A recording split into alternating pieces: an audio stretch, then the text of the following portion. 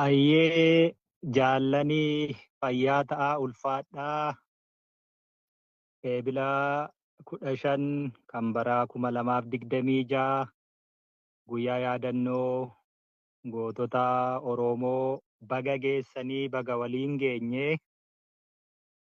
har'aa eebilli 18 ta'us eebilli jiini guutuun saatuu guyyaa goototaati. Ammoo guyyaan gootaa guyyaa tokkichas miti inuma beeknaa foormaaliitii yaadannoo ittiin guyyaa godhannedha malee.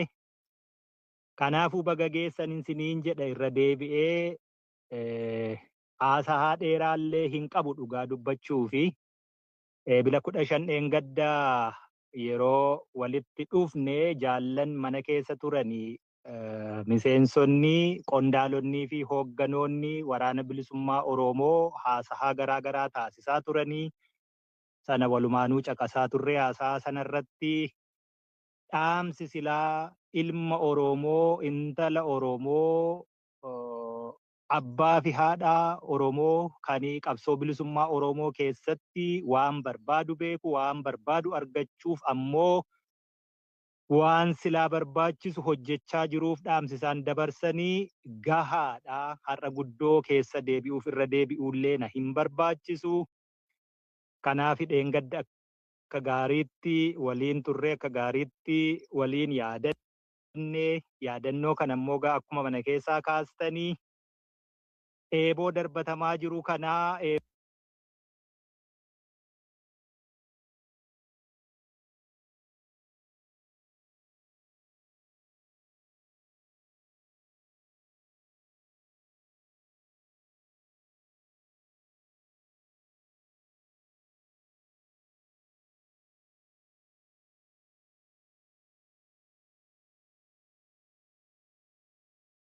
jaarmiyaa kana kanaaf dheengadda akka gaariitti waliin turre akka gaariitti waliin yaadannoo kana ammoo akkuma mana keessaa kaastanii eeboo darbatamaa jiru kanaa eeboo fuuldura sanaa qarataanee waraanuullee dadhabnu ka waraanu qofaa miti waraanuufu irree barbaadaa jinfuu sana warra darbatu warra waraansisu warra irree itti ta'uu taanee jaarmiyaa kana jaarmiyaa ABO oboo keessumaa ammoo ABO oboo parsantii hojii isa guddaa ittiin qabsoo galmaan ga'u qabsoo hidhannoo waraana bilisummaa Oromoo jabeessinaatinnis na irree itti goonaa sanaa fi nu gidduu deebitanii yoo argamtan bareedaa jennaan affeerraa keessanirraa hirmaachuuf dhufne malee guddoo haasaa dheeraa gochuuf miti. Jaarmiyaan kun jaarmiyaa suuta gara tasgabbii qaliila'uu itituu fi waan barbaadu beekuuf waan barbaadu argachuuf immoo maal akka hojjechuu qabu beeku ta'uu deemutti jiru. Kanaafi sagantaa akkasii qopheessee ammoo waraana isaa qabsaa'ota Oromoo hundumaa warra fedhii bilisummaa qabu bakkaa waliin nu qabu keessatti qoodinni baachaa jiru. Egaa kanuma arguu jirru kanaaf isin gidduu argamuuni nuuf kabajaa ulfinaa kanaafidha isin gidduutti argamna. Hiree tokkodha qabnaa hireen nuti qabnu gabrummaa jalaa ba'uu fi xoofoo bilisummaa sanatti dhiiga keenya qeensinee wareegama nurraa barbaachisu ulfaata. Ayyeegaa kana hundumaa gooneetudha biyya argannaa kabajaa sabaa fi olaantummaa biyyi tokko qabaachuu qabdu hiree silaa murteeffachuu qabnu sana bira ga'uu fi gatiidha nu gaafataa gatii sanadha kafaluu jirra waan ta'eefi guyyaa akkasittiin yeroo yaadannu caasaan hedduun jiru kuni haga xurii qeensaallee taatu waa itti gumaachaa jechuudha. Gumaacha sanatu walitti dhufee wal utubee waan barbaannu sana isa xumuraa guduunfaa itti nu godha bilisummaa sanatti gara rarraga bilisummaa sanattis nu oofa jechuudha. Kanaafi jaarmiyaan kun akkasiin jabaataa deemuun sabni hin ijaaramne sabni jaallan dheengadda waan hedduu dubbatan jechuudha. Wanti nu dubbanne dirreerraa afaan tokko dubbannu suni eenyuyyuu haa dubbatu waan waraanni bilisummaa Oromoo keessa jiru ibsaa hiree waan silaa barbaadu akkatti hojjetudha ibsa. Kanaafi bilisummaa kanatti yeroo deemnu waan biraa hin qabnu, waan lamuma qabnaa isiniin jedhan jaallanillee. Wanni nuti qabnu itti wareegamu yookaan galmaan ga'u sana yoo ta'uu dadhabde gidduu gidduutti mana sagal seenuun gantummaadha jedhan jaallan. Ana miti ka jedhe yookaan nama sana yaadicha qofaa kan nama tokkoo miti, kan jaalsa baay'eef miti. Hunda keenyatti akkas jechuutti jira jechuudha. Wal ijaarree dirree tokko irratti fiingee tokkoon qajeelfama ulee seeraa tokkoon buluuf yeroo inni nu fudhatetu jira. Burjaajii akka bartee ittiin adeemamaa ture sana keessaa of baafne kufaatii Oromoo kufuu qofaa osoo hin taane bakka tokkotti si'a 2, 3, 4 irra deddeebi'anii mucucaachuu sana gufuu tokko ganamaa haga galgalaa si'a meeqatti deddeebi'anii gufachuu sana irraa of baraaruu fi qabsoo akka bartee sana keessatti baxaraanummaaf sirna dhablummaa saamicha hamaa maqaa qabsoo jala dahatanii qabsaa fakkaatanii afaan qabsoo dubbatanii dhiiga xurii lafee fi lubbuu dhala namaa lubbuu ilmaan kichuu kanaan daldalachuu waan barame sana keessaa baanee afaan har'aa kana dubbachuuf wareegama kaffallee ni beeknaa jechuudha. Amma afaan tokko dubbachuun suni eenyuyyuu eessattiyyuu jaarmiyaa barbaade waan barbaade yoo godhe saamicha barbaade yoo gaggeesse jaarmiyaa ABO bakka hin bu'u. Namicha saamu yookaan namicha nama hatu maqaa qabsoon daldalu caalaa ammoo warra akkasittiin goyyome osoo daandiin isaa jiru akka durii miti, quunnamtiin dukkana miti, quunnamtiin addunyaa kanaa har'a haala mijeesse jiru osoo walitti lallabnu warri kenne sun immoo hattuu caaluu jechuudha. Kanaafiyyuu nuti jaarmiyaa kana dhaqabna. Jaarmiyaa kanaan alatti maqaa woboo dhaachuu fi maqaa woboon daldaluun hin danda'amu. Biyya keessattis akkaataatti taliignuu qabna. Uummata keenya waliin jirru, ka waliin battalaa lolaa qabannee wareegama kaffalaa jirru. Kanaafiyyuu jaarmiyaa tokkicha qabnu kanadha nuu jabeessa. Yoo jaarmiyaa sana jabeessuun hin danda'amne dhiisanii taa'uu nuu qabsoodha isiniin jedhanii jechuu jaallani. Afaan tokko kanadha isinitti dubbachuu jirraa. Kanaafiyyuu yeroo yaadannoo goota silaa keessatti lubbuu hin ilaallanne, carraa hin ilaallanne, lubbuu isaa hin mararfanne kenne yoo yaadannu akkuma jaallan sinii dhaaman warra lubbuun jiraachuu osoo dandahanii lubbuun jiraadhaatii tokkummaa Oromoo sharafaa jennaan lubbuun jiraanne tokkummaa Oromoo hin sharafnu jedhanii du'a filatanii. Nummoo har'a teenya lubbuun jiraachuu moo dhabamuu jedhameellee filmaan osoo nuun kennamiini filmaata akkasii keessayyuu daa'ilaamaa akkasii keessayyuu otoo hin seeniin lubbuun jiraanne tokkummaa Oromoo sharafuuni gantummaa hamaa isiniin jedhan jechuu jaallan.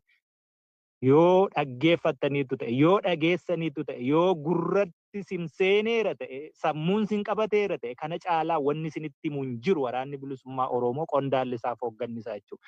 Kanaaf akkasitti waliin tarkaanfannaa. Egaa bara dheeraa qabsoo gaggeeffame kana bifa haaraanii Oromoo qabsooman qabsaa'uu jira jedhee gabrummaa jara gatii jiruumaa fi du'uun qabsooma fakkaachuu qofaatiin ani qabsaa'aa ofiin jechuurra du'uu qofaa osoo hin taane ajjeesuu danda'u hiikkaa injifannoo jijjiiruutti ceenee jechuudha. Hiikkaa injifannoo jijjiiruu jechuun injifannoon akkitti hiikamu jira. Fakkeenya tokkon sinii kaasagaa haaluma yeroon keessa jiru xiinxalaa waan sanaa miti nama of kalchaa yeroo keessan illee sirnirraa fudhachuu hin fedhu jedheemmoo haasaatti asii achi keessa seene biyyi har'a addunyaa kanarratti jajjaboo jedhaman Iraanii fi Ameerikaanii warra Israa'elii waliin lolli isaan keessa jiran. Ameerikaa fi Israa'el biyyoota gurguddoo teknooloojii meeshaa waraanaa tika odeessa walitti guruwaa hundaan guddoo ta'an Iraaniin yeroo lolani. Injifannoon hiika qaba. Iraaniif injifannoon hiika qaba. Israa'eliif Ameerikaaf injifannoon hiika qaba. Iraaniif injifannoon ammayyuu still a state, a sovereign state jechuudha. Haga ammaatuu jirti. Haga hundumaa irratti roobe absorb gootee dandamattee still functioning as a state injifannoo jechuudha Iraaniif. Injifannoon hiika qabaannin siniin jedhe kanaaf. Warra Ameerikaa Israa'eliif immoo injifannoo jechuun ayatolaa isaanii ajjeesanii namoota tikaa waraanaa isaanii ajjeesanii niikular paaworii isaanii dismantle godhanii mootummaa fedhan immoo achi kaahatanii deemuutu injifannoodha. Kanaaf injifannoo yoo define goone akkaataa ati itti dhaabbattee ilaaltuu fi kallattii irra dhaabbattee ilaaltuu fi waan feetu irratti hundaa'a jechuudha. Injifannoon Iraanii, injifannoo Israa'elii wal bira qabdee yoo hiikte hiikkaan isaa tokko hin ta'u. Isuma amma isinitti hime. Iraaniif haga har'aatu as much as possible waan itti darbatame hunda absorb godhanii aarsaa barbaachisu hunda hanga kafalamuu qabu kafalanii sovereign state ta'anii itti fufuu still middle east keessatti dhiibbaa uumuu danda'uutiin jiraachuun injifannoo isaaniif. Warra Israa'elii Ameerikaaf immoo sana faalla. Mootummaa jijjiiru, nuclear power san achi balleessu, dhiibbaa isaan achitti uuman balleessu, mootummaa fedhan achi kaahu. Kanaaf injifannoon akkasii. Hankeenyatti yoom fide haaluma addunyaa akkasiifin kana kaasa. Oromoon maraateeraa qawwee kan kaasuu maali jedhanii warra nama goyyomsan sana itti ilaalaa jechuufin kana kaasa. Har'a Oromoo qawwee xixiqqaa kana qabannee lolluu miti addunyaan nuclear power walitti darbatuu jira jechuudha. Sadarkaa kana jira lolli. Kanaaf biyyi akkasumattiin biyya taatee kadhatanii dhugaan qaba jedhanii dhugaan ofumaa kottee baasee manatti namaa dhufu hin jiru du'uu nama gaafata. Nuti gaa injifannoo har'aa yoo hiikkannu kaleessa Oromoon Oromoo jedhee of yaamuutu injifannoo hiikkaan injifannoo yaa Oromoo ko. Maqaa hamtuu arrabsoo itti moggaatte ofirraa loluu lolee isa sana jijjiiree ani Oromoo jedhee of yaamsisuu nu injifannoo ture kaleessa. Hiikkaan injifannoo sadarkaa qaba. Ati ilma Oromoon tala Oromooti, ati nama akkasii miti, inni kun arrabsoo gadi aantummaa warra si gabroonfateetu sitti moggaase, ati ilma Oromoon tala Oromooti, ati Oromoo biyya Oromiyaa qabda, uummata kaleessa guddaa, sirna gadaa wal bulchaa ture, sirna dimokiraatawaa, aangoo waggaa 8 gadoomni tokko waggaa 8 ka gaafatu afuriin deemu sana wal jijjiiree wal bulchu sana uummata akkasii turte har'a qottuu Harargee gaallaa Wallaggaa maaloo siin jechuun suni lola qorqalbii sirratti taasifamedha. Akkasittiin agabroomte jedhanii uummati immoo kana fudhatee ani Oromoodha jedhee of yaamuun injifannoo ture jechuu kaleessa. Jaallan eengadda waasinitti himani. Har'a waa'ee tokkummaa Oromoo fi ati Oromoodha ati qabsaa'uu qabda jennee dubbachuurra hin jirru injifannoon keenyi sana xareera. Injifannoo akkatti define gochuu jalqabe waraanni bilisummaa Oromoo sallaaluu qabdanii jechuudha. Kanaaf kana kaase malee lola biyya namaa kaasuu fi miti. Ammoo lola biyya namaa kaasuunis jaalalli biyya hagamuu yoo du'ani, hagamuu yoo barbadaahani, kabajaa ofii qabatanii du'uu fi haga xumuraatti dura dhaabbachuunis maal akka ta'e Oromoonis baruumatu irra jiraata jechuudha. Uummati Falisxiin haga har'a lafarraa baduutti lakkoofsisa ruubii Oromoo kan hin geenye lola inni keessa dhaabbatu, ibidda inni keessa dhaabbatu beektu jechuudha. Suniifi duuti hin oolu yoomiyyuu taanaan tolammoo kabajaan hin jiraatu. Kabajaa sanaaf immoo duuti haga fedhe iyyuu ta'u we have to absorb as much as possible waan nurratti darbatamu sanaa jechuudha. Kanaaf iyyuu injifannoo jaallan akkitti isinitti himanii waa'ee tokkummaa Oromoo har'a lallabuun oboo biratti qaaniyyuuti. Nuti har'a irree taane irree sana tiksuu fi irrichi immoo irree isa guduunfaa gabrummaa godhee bilisummaa sana fidutti nu ceesisu ta'uu qaba. Sanarratti xiyyaafachuu qabdanii Oromoon sadarkaan inni injifannoo hiikatu har'a waan bubuutu ati Oromoodha, ati daangaan biyya kee kana, ati maaloo sanaa miti. Kana bira dabarreerraa siniin jedhanii jechuu jaallan. Waraanni bilisummaa Oromoo bilchina sadarkaa kanaarraa fi injifannoo akkatti hiikatu sadarkaa kanaarra jira. Injifannoon nurratti har'aa mootummaan abbaa irree biyya kana keessa maqaa Oromoo dhahatee Oromoo akka adda addaatti gaangistara adda addaatti bobbaasee saamaa jiru kun injifannoo akkatti hiikatu qaba innis.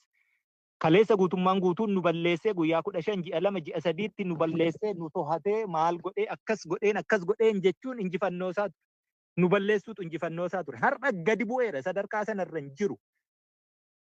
Isteetii dikee gochaa jirtu akkaataatti eegani mootummaan caasaan mootummaalee hedduun fankishin gochuu dadhabuurraa unofficially waan ijaaramu hedduu dhaga'uuma jirtantu jira jechuudha. Injifannoo sadarkaa sanatti of tiksuu, naannoo tiksuu, hoogganoota tiksuu, warra achi keessatti loyaal ta'an tiksuu injifannoo jechuun mootummaaf sana ta'eera. Har'a injifannoon mootummaa kanaaf dhokatanii lafa tokko gahanii kunoo lafti nagaadha as geenyee deebine achi geenyee deebine biqiltuu akkasii jala dhaabbannee suuraa kaanee deebineetu injifannoodha mootummaaf. Waraana bilisummaa Oromoof immoo akkas miti har'a. Dandamachuu jiraachuu isa kana miti jechuudha. Sana dabarreerra. Kanaafi jaarmiyaan of ijaare, wal ijaare, sabni ijaarame, injifannoon isaatu yeroo irraa yerootti jijjiiramaa, hiikkaan isaatu jijjiiramaa akka deemu kanaan arguu jirtanii. Egaa yaadannoon nu goonu kuni kanii agartanii yookaan xurree isaanii irratti osoo achi hin goriin waan isaan kaleessa wareegamanii fi galmaan gahuuf warra hojjetee galma gahuu fi milkaa'uu sana keessatti qooda qabu ta'uu yookaan ammoo xurree sanarraa otoo maqiini hiree isaaniif dhufte sana yoo nuu dhufte osoo hin sodaatiin himmamiin hiree sana fudhachuu wareegama sana kafaluu riqicha sana ta'uu kanarraa kan hafee kan kanaan ala yaa'u hundisaa gantummaa akkuma jaallan jedhani anillee gajjabeessee sanum dabalaa jechuudha. Yaadannoon keenya akkas ta'uu qaba. Jinfuu qabnee irree isinitti taanee darbannee waraantanii hulluuqxanii akka seentan immoo duubaan si waliin jirra waan qabnuuni.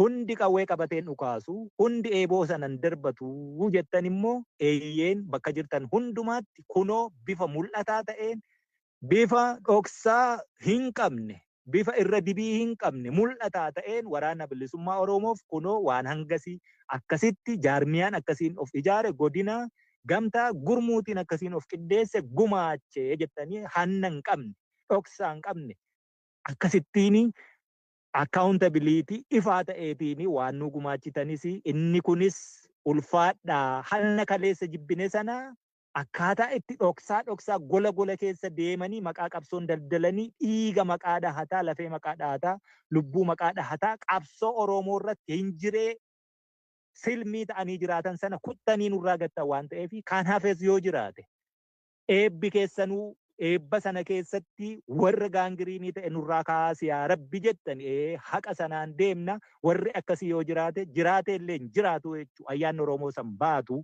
dhiigni har'a ji'oota kana hundumaa yaadataa jirru ayyaanni goototaa ekeraan gootota keenyaa isaan hin baatu. Kanaaf haasahaanii waluma jajjabeessuu fi waliin jirra.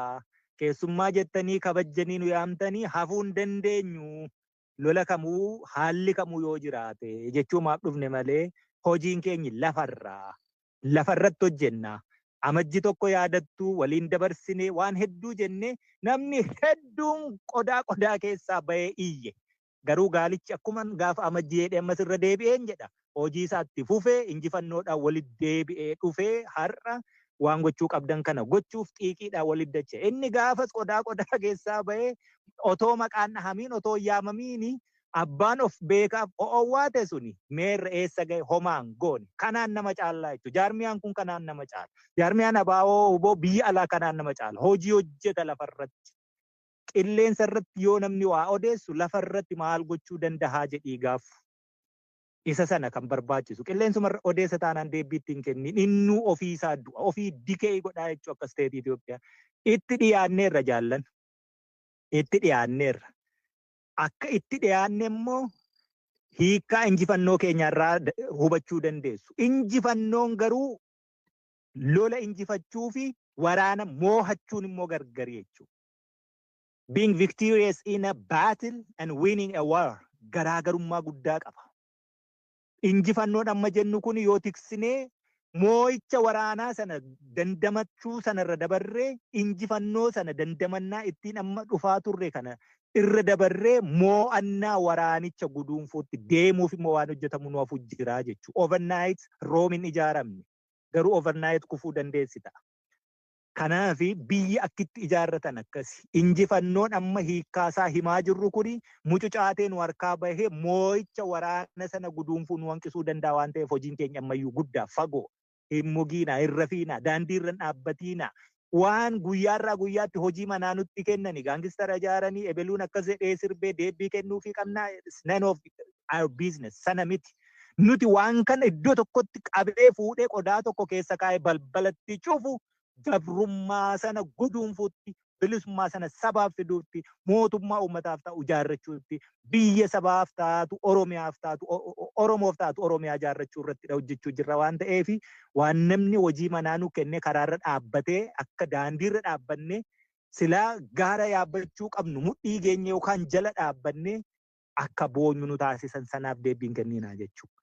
Warri sana godhu hiikkaa injifannoo akkaataatti hiikkatutu haalli jalaa babbade hedduu jira sana gochuu jira. Nuni achi hin jirru xumurachuu deemuu jirra. Kanaaf injifannoon nama harkaa ba'uu danda'a.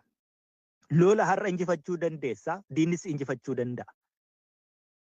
Lolli yookaan baatiliin yeroo walitti dhuftee walloltuu injifatamuu dandeessu suni waraana xumure jechuu miti. Waraana moo'achuutti deemuun nu jira jechuudha. Winning victory garaagarummaa guddaa qaba. Ama victory hedduu galmeessuu jirra. But we have to win the war. Lolicha injifachuu, lolicha moo'achuutu nurra jira jechuudha. Lola gaafa moone gabrummaatti xumura goonee jechuudha. Kanaaf ammayyuu nu hafa. Keessoo keenyatti wanti hojjenne jaarmiyaa tasgabbeessuu, xaleellessuu, itichuu fi nagaa gochuu.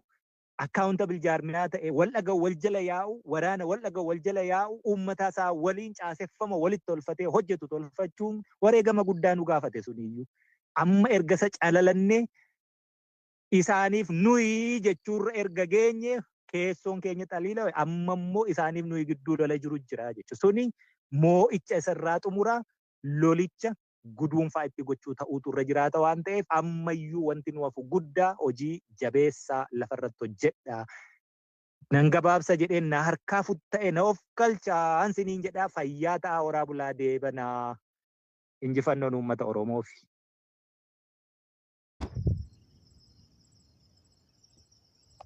Good.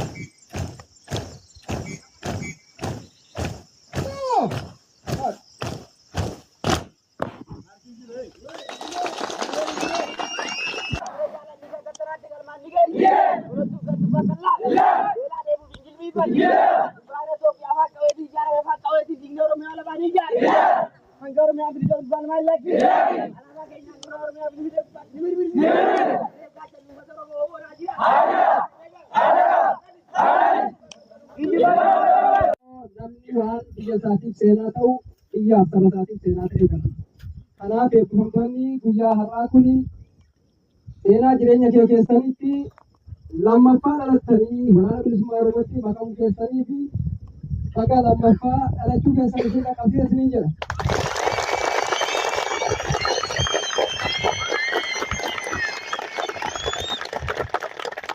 Egaa waan kana jedheef sababa qaba.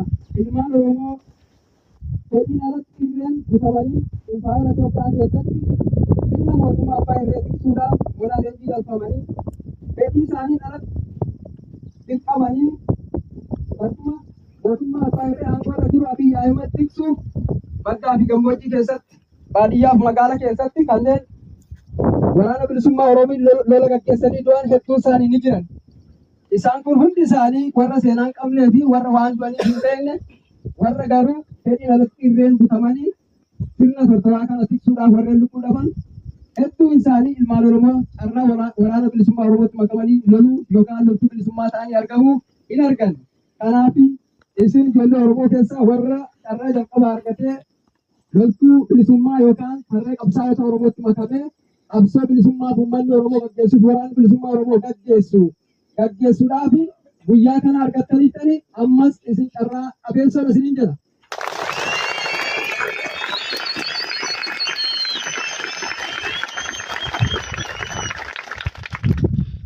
Kanaaf waraanni bilisummaa Oromoo yookaan qabsoon abaaboo woboon gaggeessaa ture waggoota 50 guutuu keessatti bu'aa bayii hedduu keessa darbee as ga'eera. Amma garuu dhaloota qubee yookaan dhaloota ammaa kanatu qabsoo kana warra abbootii keenya duraa irraa fuudhee imaanaa yookaan galfata qabsaa'onni nutti kennan qabannee dirree kanarra jirra. Haa ta'u garuu bu'aa bayii waggoota dheeraa qabsoon abaaboo woboo adeemsise keessatti jijjiirama yookaan bu'aa guddaa uummata Oromoo hagana jennee kan hin dubbanne kan hin tuffatamne bu'aa uummata Oromoo buuseera.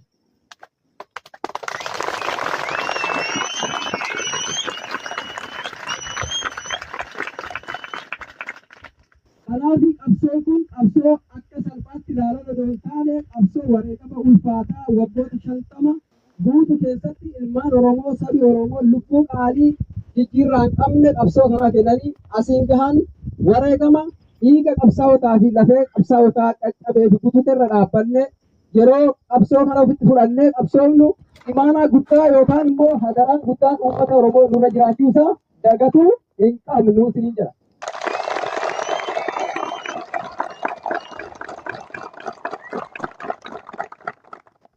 Kanaaf wareegamni hedduun qabsoo kanaaf hanga har'aatti dirree qabsoo irratti ta'e lubbuu ilmaan Oromoo qaqqaalii hedduu haa nyaatu malee biyyi kamiyyuu sabi kamiyyuu hiree ofii murteeffachuudhaaf lubbuu tokko odoo hin bahin qabeenyi tokko odoo hin badin biyyi addunyaa kanarraa bilisoomte hin jiru. Kanaaf wareegama ilmaan Oromoo waggoota dheeraa keessatti baase har'a qabsoo kana keessatti kan itti gaddinu yookaan kan itti gaabbinu odoo hin taane kan ittiin boonnu nuuf ta'a.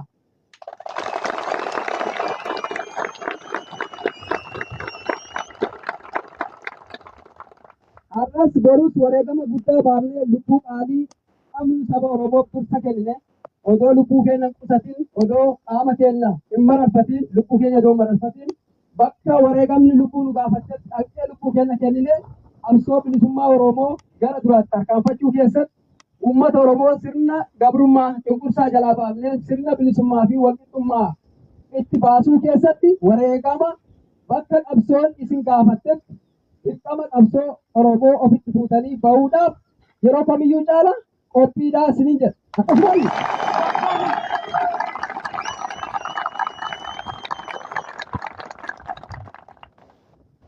kanaaf waraanni bilisummaa Oromoo qabsoo akkuma yeroo dheeraa eega ture har'a ga'e kana har'a ifaatti isaan sodaaf yaaddoo tokko malee naannoo dhalatan keessatti lafa abbaa keessanii keessatti dhuftanii leenjitanii bilisaan baatanii dirree qabsoo keessattis bu'aa bayii hedduu rakkoo hedduu odoo hin argin akkuma salphaatti yeroo gara qabsootti makamtan warri kanaan dura qabsoo kana eegalee fi qabsoo kanatti fufaa ture garuu carraa salphaa akka keessanii kana akka hin arganne carraa ulfaataa keessa darbanii qabsoo kana asiin baasuu isaanii yaaddachuun kutannoo fi murannoodhaan wareegama isaanii sanaa fi irbuu isaan isinitti kennan sana yaaddachuun qabsoo kana bakka amma jirurraa duratti buusuun gabrummaa jalaa gara bilisummaatti baasuun hireensaa har'a warra kanaan dura qabsaa'ee harka jira odoo hin taane hireen qabsoo Oromoo har'a yennu argaa jira.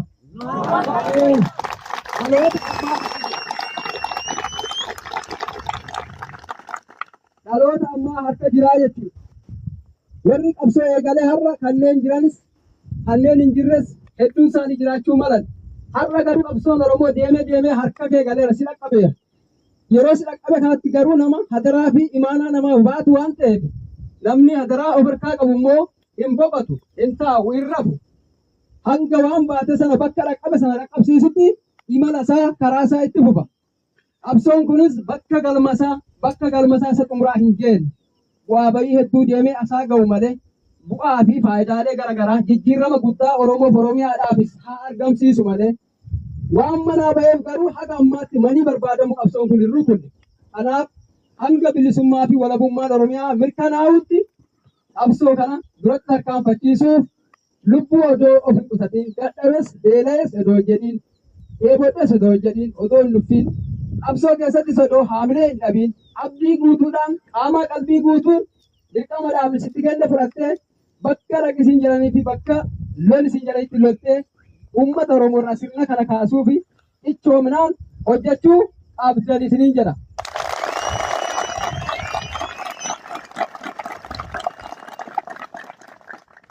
Egaa dhugumatti yoo walitti taate rakkoon Oromoon qabu keessaa inni guddaan humnadha. Oromoon yeroo garaagaraa keessatti carraa hiree ofii murteeffachuu argatee ture. Impaayera Itoophiyaa kana keessattis jijjiiramoonni siyaasaa yeroo garaagaraatti ta'an mootummaan tokko jijjiiramee yeroo mootummaan tokko dhufu Oromoonis wareegama achi keessatti baasee qabsoo sana dhuunfatee gara hiree ofii murteeffachuutti odoo ce'uu qabu hanqina garaagaraatiin odoo hiree ofii murteeffatiin odoo biyya ofiin argatiin haqa Oromoo ormi fudhatee darbeera. Baroota dhiyoo kanas akkasuma baroota dhiyoo keessatti kan isin yaaddattanis Oromoon akkasuma carraa silaa ofii argatuu qabu namaaf kenneera. Kanaaf carraa Oromoon ofiisaa murteeffachuu qabu dhabuun humna isa madaaluu fi humna Oromiyaa madaaluu lafarraa dhabuu fi qophii gahaa taasisuu dhabuu isaatii yeroo baay'ee wareegaman taane deebisee lafa irratti kaffalaa jira. Ifaayyuu.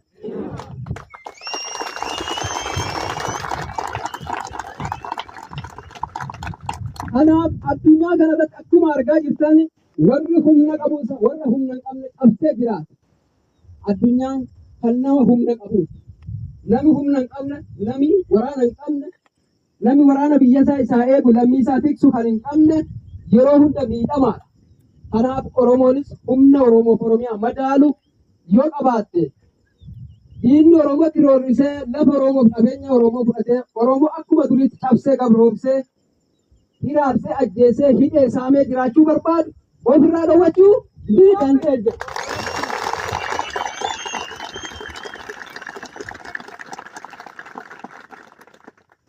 Kanaaf nuti carraadhaan bilisummaan eeggannu humna taanee guddannee uummata Oromoo wajjin wal qabannee yoo tokko taanee humna taane qaama nuti roorrisu qamayyuu lollee ofirraa dhowwachuun roorroo sanas ofirraa kaasuun Oromiyaa walaba ijaarrachuu ni dandeenya.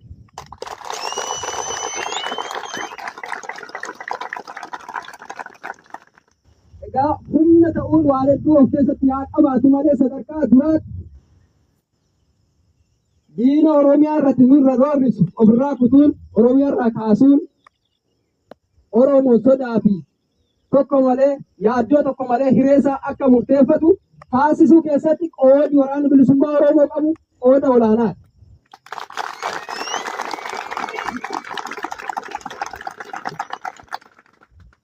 Kanaaf humna hin qabdu taanaan hiree uumamaa hin qabduyyuu namatu sii murteessa. Hiree uumamaa hin qabduyyuu ni dhabda. Yoo humna hin qabaanne hiree kee murteeffachuu hin dandeessu. Nama sirraa fudhata. Harka micciiressa harkaa fudhataa jechuudha. Kanaaf humna qabaachuun dirqama waraana bilisummaa Oromoo fi dirqama uummata Oromooti. Uummanni Oromoos akeeka siyaasaa tokko jalatti hiriiree burjaajii garaagaraa otoo hin uumiin qabsoo bilisummaa taasifamu keessatti hirmaachuun tumsa waraana bilisummaa Oromoo gochuun wal qabannee gara humna ta'uu sanatti cehuus qabna. Kanaaf humna ta'uu murteessaa ta'uusaa beekuudhaan isinis gurmuu waraana bilisummaa Oromoo taatanii guyyaa jirtan kanatti humna waraana bilisummaa Oromootiin isin maalidha? Irreedha.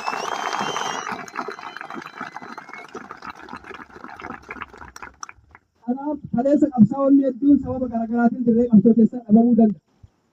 Kanneen biroo lola keessatti wareegamuu danda'u.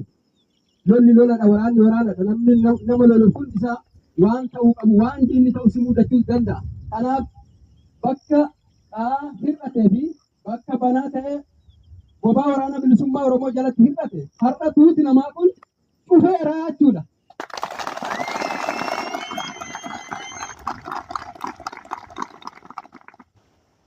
Ifaayyuu.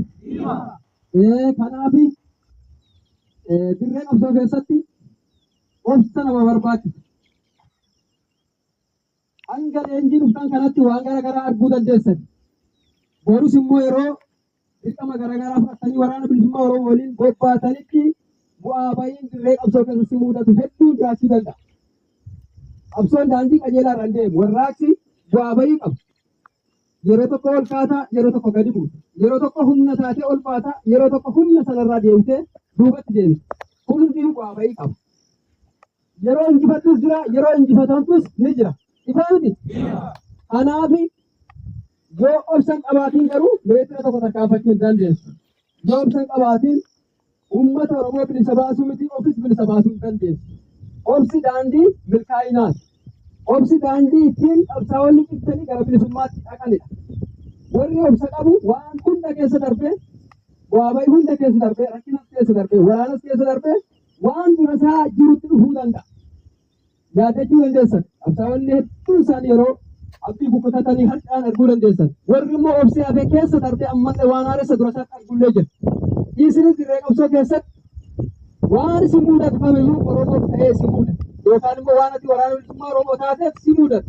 Dadhabbiin kee, lafeen cabuun kee, dhiigni kee dhangala'uun kee, lubbuun kee wareegamuun uummata Oromoof. Ifaa miti. Nama dhuunfaa miti. Lubbuu dhabaa kan jirtu nama dhuunfaa miti. Naafis lubbuu dhabaa jiru. Nama biraafis lubbuu dhabaa jiru. Lubbuu kee tokkitti kan dhabaa jirtu uummata Oromoo saba miliyoona 60 guutuun. Yoo beeloftes, yoo dheebottes, yoo rakkattes uummata Oromoof jedhee kana ta'e jedhii sammuu kee irratti fudhadhu. namatti qabatiin namatti naalatiin qabsoon nama dhuunfaa harka jiru qabsoon qabu uummata bal'aa harka jira wareegamtuu sabaaf wareegamtu tarree goototaa dhaabbatti ifaa nuti kanaaf obsa qabaatanii waan hunda keessa ce'uu murteessaadha yoo obsa qabaatiin akkuma amma dirree qabsoo kana dhuftetti haalli ati godhutti qabsootti seentu akkasirraa jijjiiramuu danda'a warri argeeru arguufaa danda'a haalli ati godhutti deemtu jijjiiramuu danda'a haalli jijjiiramuu qabsaan isa yaaddessu rakkina akka barnootaatti irraa baradhu rakkina akka muuxannootti irraa fudhadhu rakkinni mataan isaayyuu daandii riqicha ittiin gara haqaatti deemanidha abbaa obseetu waan cufa keessa ba'a abbaa obseetu waan haaressa arga yoon obsin homaan argatu ifa kanaaf obsa qabaadha isin jechuu barbaada.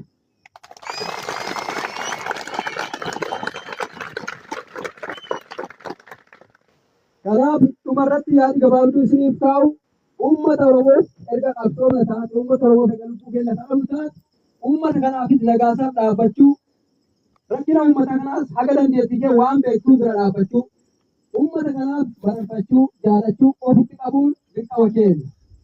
Kanarraa hafe guddinni kee humna ta'uun kee uummata Oromootiif yaaddoo ta'uu qabu garuu diinaaf yaaddoo ta'uu qabu. Baay'inni keenya humna ta'uu waraana bilisummaa Oromoo diina keenyaaf yaaddoo ta'uu qaba. Uummata Oromoo garuu jaalalaaf mararfannoo fi kabajaa fi waan ta'eef gaachana uummata Oromoo ta'uu qaba. Ifa.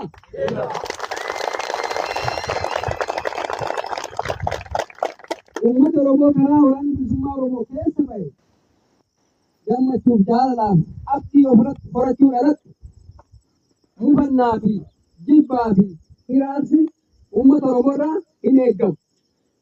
Uummatichaaf dhibbaan dhibbatti dhaabbannee nagaasaaf rakkoosaa furuufis dhaabbachuu qabna. Naamusa uummata keessa dhoofachootanis naamusa loltuun bilisummaa tokko qabaachuu malee sansakkaa loltuu tokko guutee socho'u eeggatanii deemuu isin gaafata.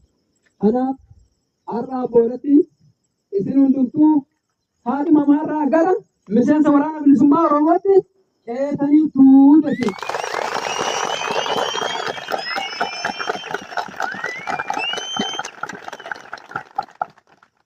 Galatooma dhaamsi gabaabaan isinii qabu akkasuma gara sagantaa itti ceetanii naftis ganna rooba kanaaf gara sagantaa waltajjii biraatti dabarsa. Galatooma.